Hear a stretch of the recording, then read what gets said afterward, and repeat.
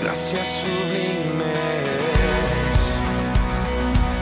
perfecto es tu amor, tomaste mi lugar, cargaste tú mi cruz, tu vida diste ahí, y ahora libre soy.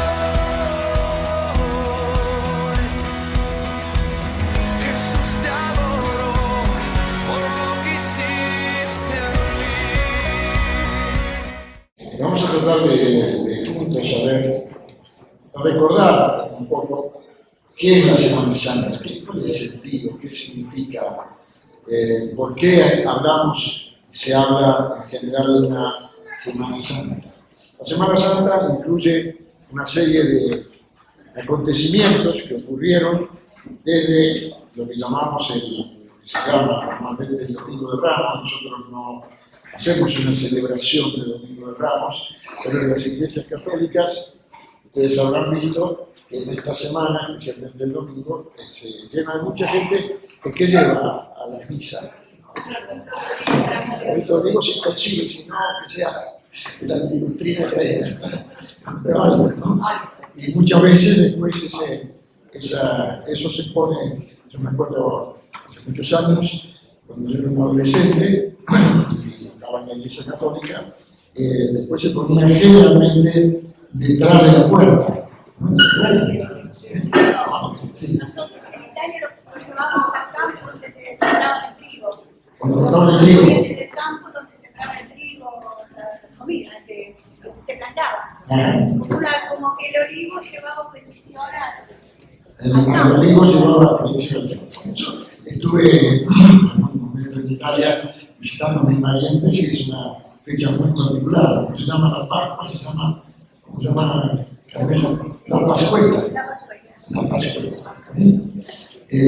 Así que todo un tema. Y dura, no empieza menos por esos viernes, sino que comienza, el viernes es un día común, pero el resto de la semana, si no recuerdo mal, es festivo, ¿no? Lunes, sábado y domingo. Así que, en síntesis, muy posible, Semana Santa, en lo que nosotros conocemos, comienza el domingo de Ramos y termina este otro domingo, que es el domingo que llamamos de la resurrección. La Iglesia Católica tiene lo que llamamos una liturgia, es decir, tiene una serie de hechos, de rituales que se cumplen a lo largo de esa semana. Pero nosotros no tenemos esa liturgia, ¿cierto? En general no la tenemos. Algunas iglesias históricas protestantes sí la tienen, pero nosotros en particular no tenemos una liturgia al respecto. Tampoco surge del Nuevo Testamento, si lo leemos con atención, que los primeros cristianos hubieran hecho alguna celebración particular en el día de lo que hoy llamamos Semana Santa o Día de Pascua. Lo tenían, no estaba registrado, no está registrado, como tampoco está registrada la Navidad. Y de hecho, como varias veces hemos dicho desde aquí, en algunas iglesias, no digo muchas, pero algunas iglesias no celebran la Navidad e inclusive consideran que no está bien celebrarla. Pero son costumbres y tradiciones sobre las cuales no tenemos mucho que decir. Quizá en el Nuevo Testamento no hay ninguna mención a esto, porque en general estaban los testigos de lo que había pasado. Entonces no tenían mucho que celebrar, sino tenían que escuchar. Iban Pablo, Pedro y otros, no solo ellos, Juan, diciendo lo que había ocurrido y no había necesidad de una celebración demasiado especial. La Pascua comienza a celebrarse a partir del siglo II de la Iglesia. Y comienza allí todo este proceso de un recuerdo de una Semana Santa. Como digo, los cristianos han adoptado diferentes maneras de celebrar esto. Entre los católicos esto comienza con un tiempo que se llama, ¿ustedes saben cómo se llama? Cuaresma. ¿Por qué se llama Cuaresma? 40 días antes de la Pascua, viene el tiempo de Cuaresma. En ese entonces, hace cuando yo era un adolescente, y estaba en la Iglesia Católica, el tiempo de Cuaresma era un tiempo muy complicado, por una razón, porque en el tiempo de Cuaresma caía el tiempo de Carnaval. Entonces uno tenía que decidir qué iba a hacer. Y eso que el Carnaval de ese entonces, en un sentido, no era tan dañino quizá como hoy, tan liberal. El Carnaval era más familiar, por así decirlo, pero quienes estábamos en la Iglesia Católica estábamos ahí ante ese gran problema. En la Iglesia el cura nos hablaba de que, bueno, tiempo de Cuaresma, tiempo de quedarse quietito, y nosotros, aunque ustedes no lo crean, yo salía disfrazado a la calle. No aplaudan, digo, es un comentario nomás. Era bastante ridículo, por supuesto. Tenía un amigo, éramos 5 amigos, uno solo de ellos me acompañaba en la patriada. Nos subíamos en el colectivo y me acuerdo siempre que llevábamos una bocina de esa que se usaba en la bicicleta, ¿viste? Y cuando alguien se sentaba, tocábamos la bocina. Bueno, ese era nuestro carnaval. Íbamos a algunos lugares, a veces, aunque todos no lo crean, a bailar. Se bailaba el paso doble. Me ponía una careta. No se me imagina, ¿no? Y un piloto viejo. Bueno, pero está bien, eso es una pequeña... Pero quiero decirle que en ese tiempo la Cuaresma para nosotros era, los que éramos jóvenes, y nos gustaba de alguna manera algunas cosas que la Cuaresma no debíamos hacer, y entonces estábamos ahí en ese problema. Estaba el tema de festejamos el carnaval o respetamos la Cuaresma. Generalmente festejamos el carnaval. Hoy, como digo, las celebraciones de carnaval son mucho más livianas en un sentido, livianas en el sentido que no son tan fuertes, aunque existen, y las restricciones de la Cuaresma también han perdido bastante vigencia dentro de la Iglesia Católica. En general, se puede decir que lo que queda de toda esa celebración es que el Viernes Santo, ¿qué es lo que no hay que hacer? Comer carne. Me acuerdo, estaba con Aníbal, estaba trabajando en casa y tiene a los muchachos trabajando y me dice, el viernes está todo bien, pero no comen carne. Así que, por supuesto, en este tiempo, la Semana Santa se usa más ¿para qué? Para irse de vacaciones, descansar, entonces ha perdido mucho de lo que era en el principio. Sin embargo, el catolicismo tiene, como digo, una liturgia detallada que comienza, por supuesto, con la Cuaresma, como ya hemos dicho.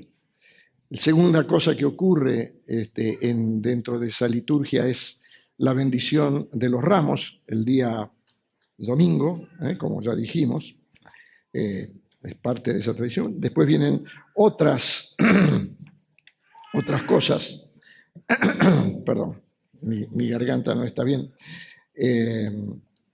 Viene lo que se llama el Vía Crucis, no sé si algunos de ustedes han participado alguna vez, inclusive es una celebración muy respetada por algunos católicos sinceros que hacen ese recorrido de las 14 estaciones que se supone, no que se supone, fueron diferentes etapas del camino de Jesús a la cruz.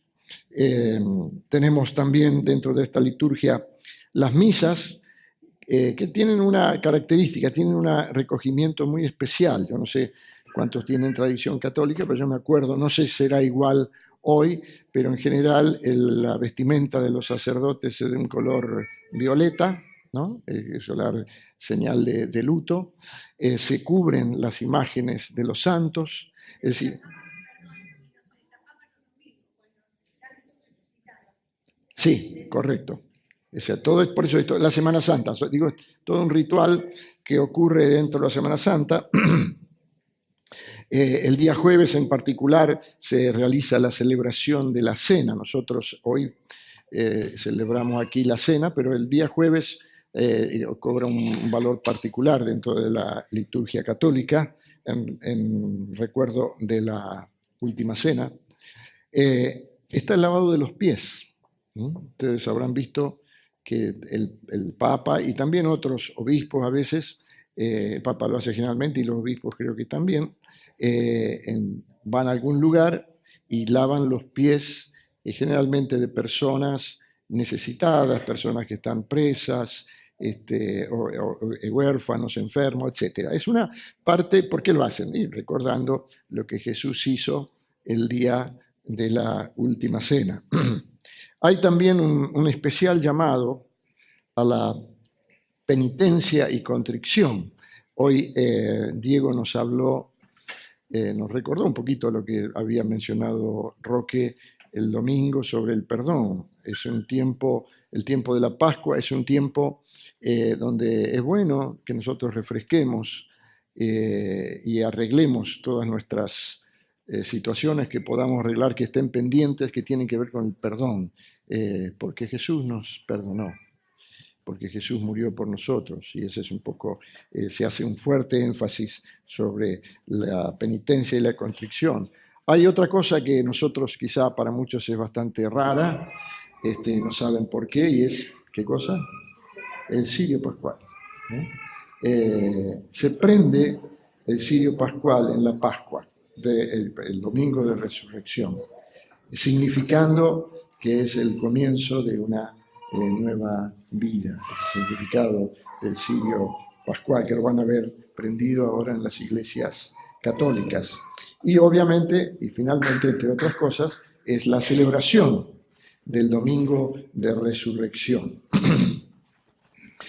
En general, nosotros, los no católicos, hemos usado este tiempo de la Pascua mayormente para retiros, celebraciones especiales, encuentros especiales, con un fuerte énfasis en el Cristo resucitado, que tenemos unos cuantos años aquí ya en el Señor, tenemos el recuerdo de esos retiros que marcaron la historia, en particular de nuestro movimiento de renovación. Nadie, creo que los que hemos estado allí, nadie podemos olvidar los encuentros de Semana Santa, eran especiales, ¿no? Es decir, ¿cuántos estuvieron en esos encuentros? Muy bien, ¿eh? Creo que han quedado grabados en nuestra memoria, un tiempo de palabra, de celebración, de mucha alegría, de comunión. Hicimos esos encuentros en diferentes lugares, desde los primeros lugares en Valse Río Tercero, la rural que fue donde nos agarró Cara Pintada, sí, Parque Sarmiento. Así que tenemos una historia bastante rica y un buen recuerdo, y si todos recordamos, fueron tiempos, eran fiestas, ¿no? Era una celebración, es decir, el énfasis en general entre la iglesia, ¿no? Sí. Sí. Exactamente. Había que trabajar mucho, me incluyo. Siempre me acuerdo de un hermano que estábamos preparando los cables para el sonido, porque yo estaba bastante en el sonido, y él era muy apurado, muy voluntarioso, y agarró un cable de 220, y antes de que yo lo pudiera conectar, él ya lo había enchufado. Así que yo agarré que de ahí, ¿no? Así que siempre me acuerdo de eso fue en la rural.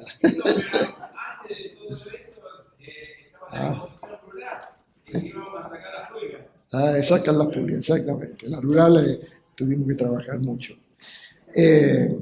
Hoy, por supuesto, es otro tiempo, pero la Pascua es un buen tiempo, en resumen, y lo que mucho hace la liturgia católica, recordar la vida de Jesús y los días de Jesús, esos 7 días fundamentales en la historia del Evangelio. Cuando era chico yo fui a ver una película, era casi obligatorio, fuimos a una película llamada La Pasión. No es La Pasión de Mel Gibson, ¿no? No sé si alguno se acuerda, quizá Carlos o alguna persona mayor se puede acordar, es una película del cine mudo. Y se daba en los cines. Y allí en los cines, entonces nosotros veíamos en la imagen como de Carlito Chaplin todo lo que la pasión. Y era una película muy, muy triste. A mí yo siempre tengo esa memoria, no sé si Alberto vos fuiste, la viste.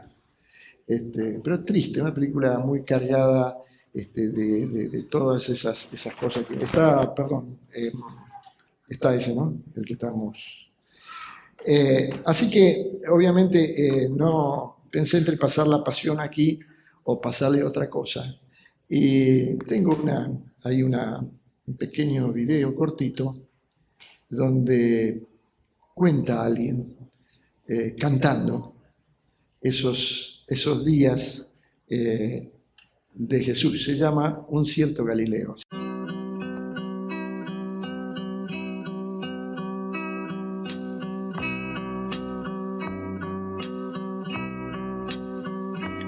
Una mañana cerca del mar apareció un joven Galileo.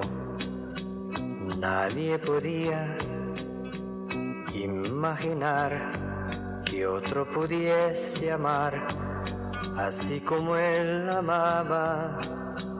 Era sencillo al conversar, llegaba al corazón de quien lo escuchaba, y su nombre era Jesús de Nazaret, y su fama se esparció, todos querían ver al profeta que tenía tanto amor y amaba al pecador.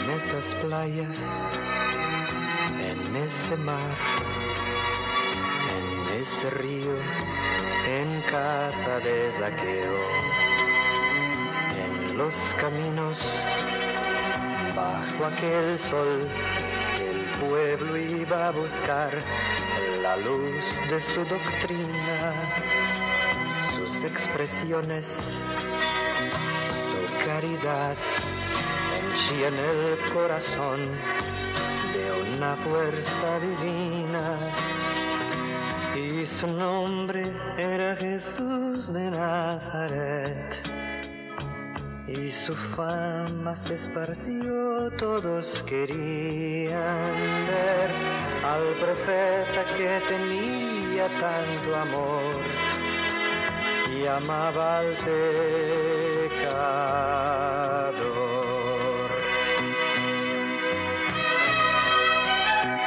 En esos valles, en ese hogar, en ese pozo, en casa de Simón, en ese monte, al atardecer, el mundo vio nacer las bienaventuranzas, y su paciencia al perdonar del pueblo el corazón llenaba de esperanza.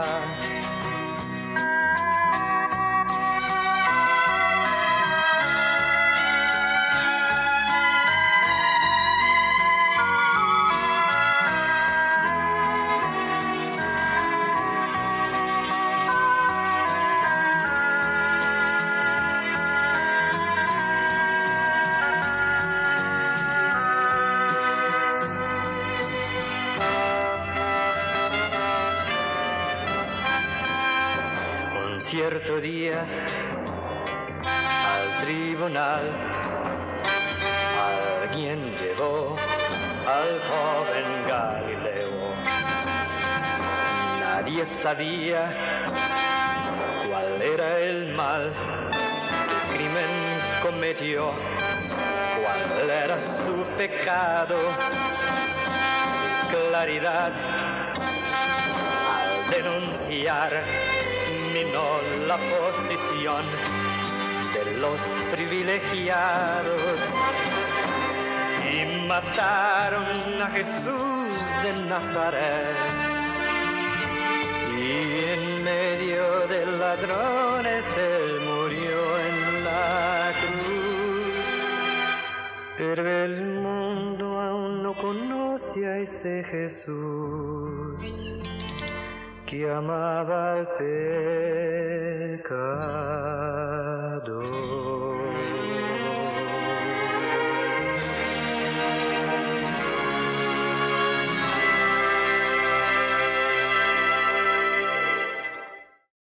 Bueno, esa es una pequeña resumen, ¿cierto? Creo que sirve para ubicarnos todas las cosas que Jesús vivió. Como decía, los días de Semana Santa fueron los días más dramáticos de la vida de Jesús. Varias cosas ocurrieron allí. Voy a mencionar algunas, no todas, seguramente ustedes podrán recordar alguna más. Una de ellas fue que, muy bien, una de las primeras experiencias de Jesús muy fuerte fue que lloró lágrimas de sangre. Yo no he visto nunca a nadie llorar lágrimas de sangre, pero él lo hizo. Por el enorme sufrimiento que él sabía que venía, que no era simplemente físico, sino todo ese proceso que vendría a partir de ahora. La segunda cosa que seguramente él sufrió mucho fue la falta de entendimiento de sus discípulos.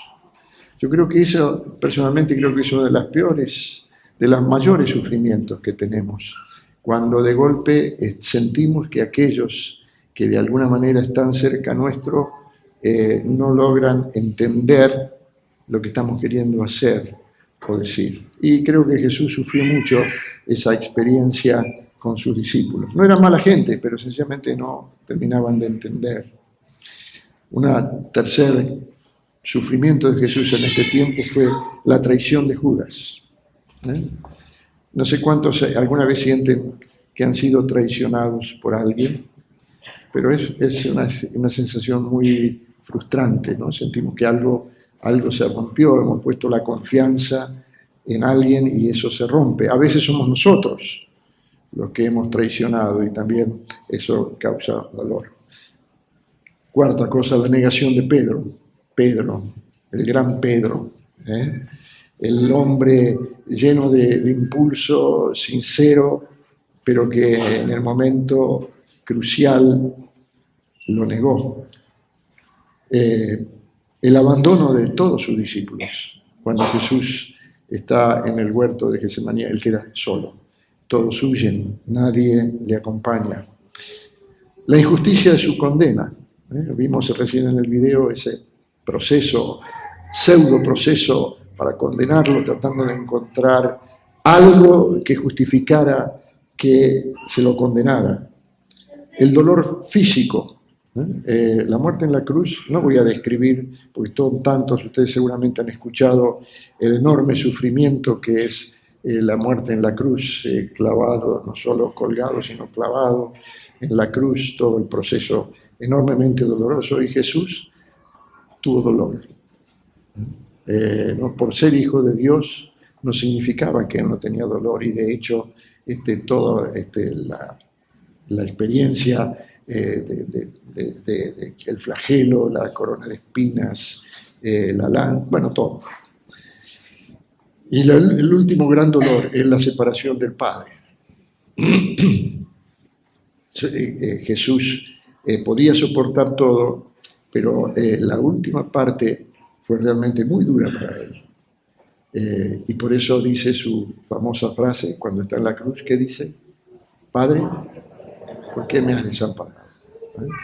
Es tremendo en pensar que él pudiera sentir eso, ese abandono del padre en ese momento crucial. No es todo esto que hemos leído, todo esto que hemos hablado y todo esto que dice el video, es a propósito, ese video termina ahí, es la parte que no nos gusta mucho recordar. ¿Por qué sufrimiento? No nos gusta el sufrimiento. No sé cuánto le gusta sufrir. A mí no. Yo preferiría, muchas veces le he dicho al Señor, yo no quiero sufrir.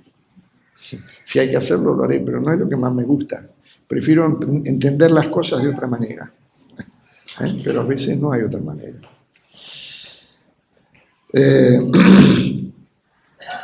Para muchos, como digo, esta Semana Santa es un tiempo de descanso y de diversión. Las rutas se llenan de turistas que van a tomar sus últimas vacaciones del año. Sin embargo, por alguna razón, todos los evangelistas se ocupan de esta Semana Santa, lo que llamamos Semana Santa, los últimos días de Jesús, con mayor detalle de cualquier otro episodio de su vida. Agarren los 4 evangelios dedican una gran parte de la narración a esto. En esos días previos a la crucifixión, Jesús nos enseñó varias cosas a través de algunos de los temas que mencioné anteriormente. En primer lugar, antepuso la voluntad de Dios a su propia voluntad. Por eso las lágrimas de sangre. No se haga, Señor, mi voluntad, sino la tuya. Eso lo enseñó allí. Llevó el amor a sus discípulos hasta el máximo. En Juan dice, habiéndolos amado, los amó hasta el fin. Es decir, que demostró que su amor por los suyos no tenía límite. Les enseñó en esta semana también cómo se debe servir. Todos hablamos del servicio y la mayoría, cuando llega el tiempo del servicio, no sabemos bien qué es lo que tenemos que hacer. Y muchas veces somos así, somos seres humanos. Muchas veces justamente en el servicio, que es donde deberíamos servir, es donde tenemos los conflictos. Esas rispideces que hacen que el servicio de golpe no sea lo que debería ser. Nos enseñó a no dejar desamparada a su propia familia. Cuando estaba en la cruz, ¿qué fue una de las últimas cosas que hizo? ¿Se acuerdan? Sí, a ver. A Juan, ¿qué le dijo? A Juan, que estaba allí en la cruz, le dijo, Juan, desde ahora hacete cargo. Y a María le dijo, María, hacete cargo. O sea, él dejó a su familia dentro de lo posible en orden. Les recordó también que el amor entre hermanos, la capacidad de ser uno, a pesar de las diferencias, es la característica fundamental de los que deciden ser sus discípulos. Hoy Andrea pasó a hablar sobre el amor, ¿sí? Ese hermoso pasaje de Pablo en 1 Corintios. Pero el amor es algo que cuesta. El poder ser uno a pesar de nuestras diferencias cuesta, pero Jesús dice, ustedes tienen que ser uno. Porque es la única manera que el mundo va a saber que ustedes son mis discípulos. Fíjense que hay muchos movimientos, diferentes movimientos que pueden tener excelentes propuestas. Pero hay una propuesta que Jesús dijo, esa va a ser la propuesta que va a asegurar que la iglesia siga adelante. Esa propuesta es, ámense, como yo los amé, sean uno.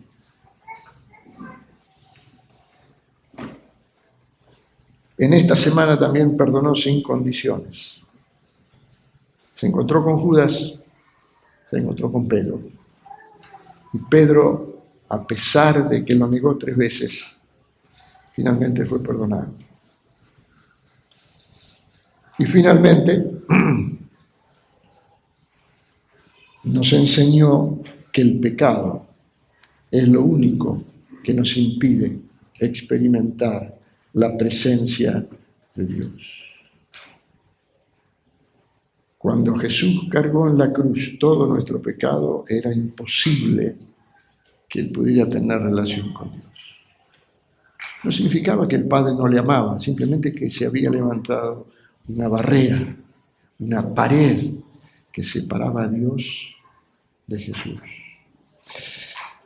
Hasta aquí la liturgia en general católica. Pero la Pascua no termina con la muerte de Jesús. Porque si así fuera, solo estaríamos ante el recuerdo de un mártir, un profeta que fue condenado injustamente. Y es interesante saber que muchos aún entre judíos e islamitas no tienen problema con Jesús. Le consideran un profeta, uno de los 5 profetas junto con Mahoma, pero no el Hijo de Dios. ¿Está claro? Porque todo lo que hizo Jesús, todo lo que dijo, está bueno. El problema los judíos lo tienen con Pablo, como ya alguna vez hemos dicho, porque Pablo fue un traidor en su concepto, pero no Jesús. La historia continúa, como digo, la historia no terminó en la cruz. Lucas 24, 1, 6 dice, el primer día de la semana, hoy, domingo, regresaron al sepulcro donde Jesús estaba enterrado muy temprano llevando los perfumes que habían preparado. Al llegar se encontraron que la piedra que tapaba el sepulcro no estaba en su lugar. Y entraron, pero no encontraron el cuerpo del Señor Jesús. No sabían qué pensar de esto, pero cuando de pronto vieron a 2 hombres de pie junto a ellas, vestidos con ropas brillantes, llenas de miedo, se inclinaron hasta el suelo. Pero aquellos hombres les dijeron, ¿por qué buscan ustedes entre los muertos al que está vivo? ¿Por qué buscan entre los muertos al que está vivo? Saben que algunos siguen buscando un Jesús muerto, pero Jesús está vivo. Y por eso estamos nosotros aquí. No está aquí, sino que ha resucitado. Aleluya, gloria a Dios. La resurrección de Cristo cambió la historia. Tan innegable fue lo que ocurrió allí, que se inicia ahí un nuevo calendario. No es menor. Desde allí empieza, desde el nacimiento de Cristo, fecha más, fecha menos, se reconoce un nuevo calendario. El Hijo de Dios nació.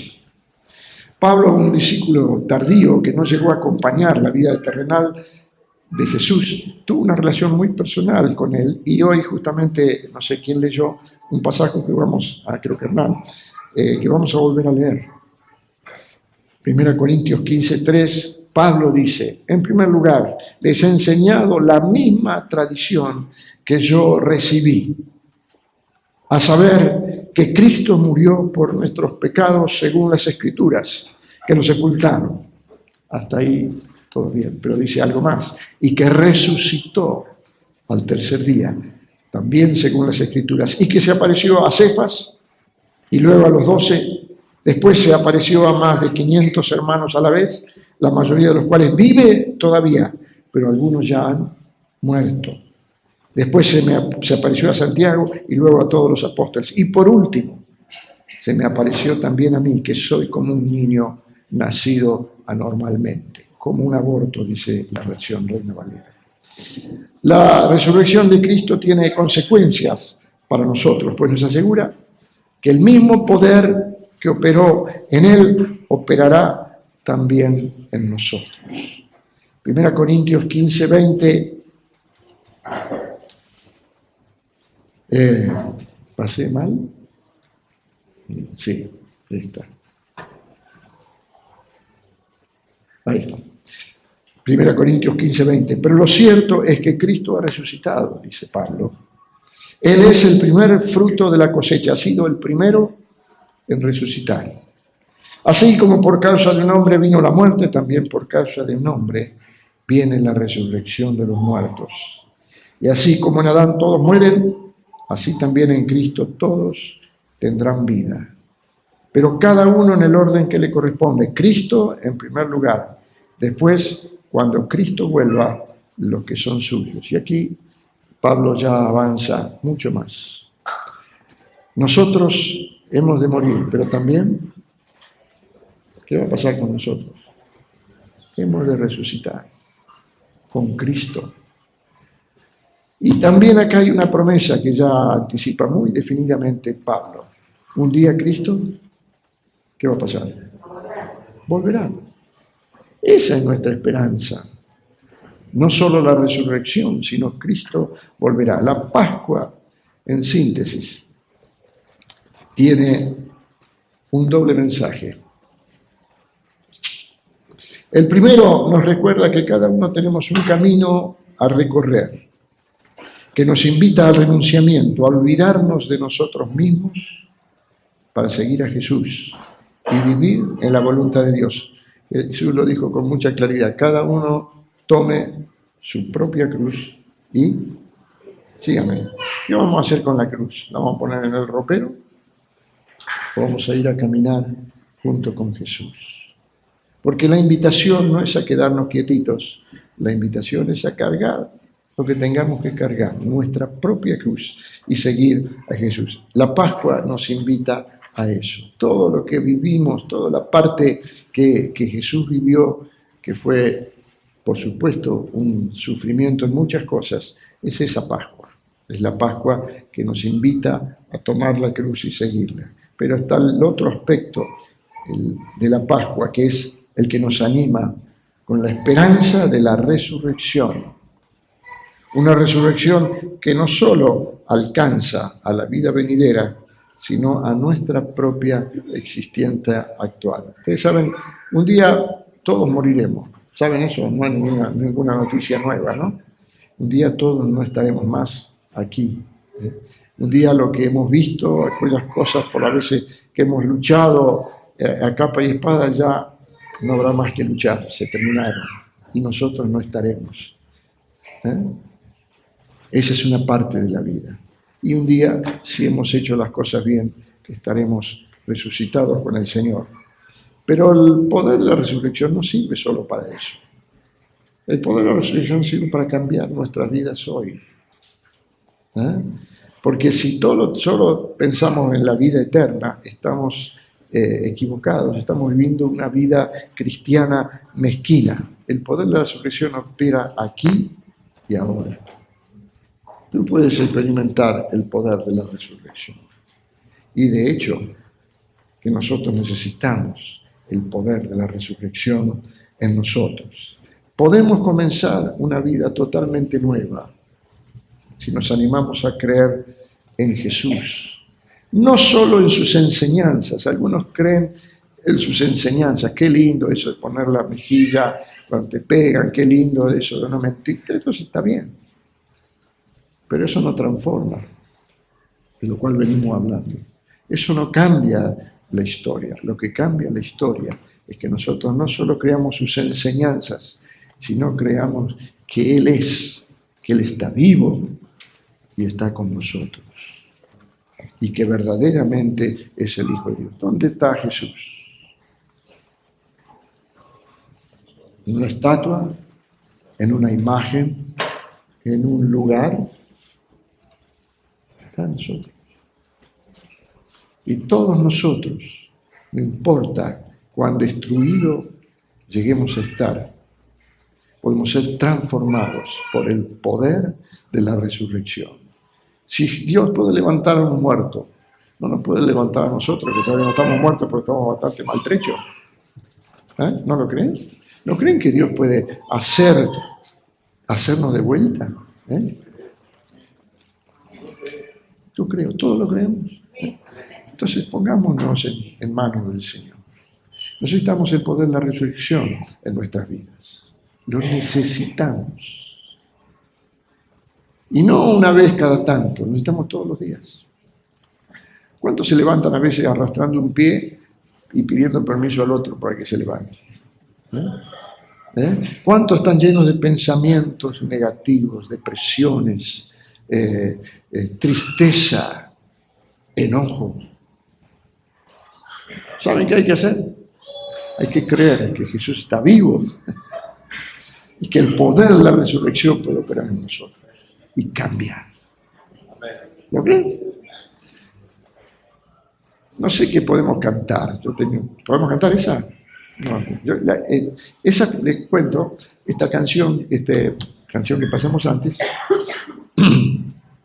es una parte de la canción, fue hecha hace muchos años. El autor de la canción dice que vinieron algunos y le dijeron, ¿qué has hecho? ¿Cómo que he hecho? Dice, has matado a Jesús y lo dejaste muerto. Porque el video termina con que Jesús fue y amaba tanto al pecador. Entonces tuvo que hacer otra estrofa. Y yo lo puse medio en un aprieto a Juan Pablo y al resto. Pero esta canción dice la otra parte. Habla sobre que la cosa no terminó en la cruz. La cosa comienza en la cruz. Amén. Gracias,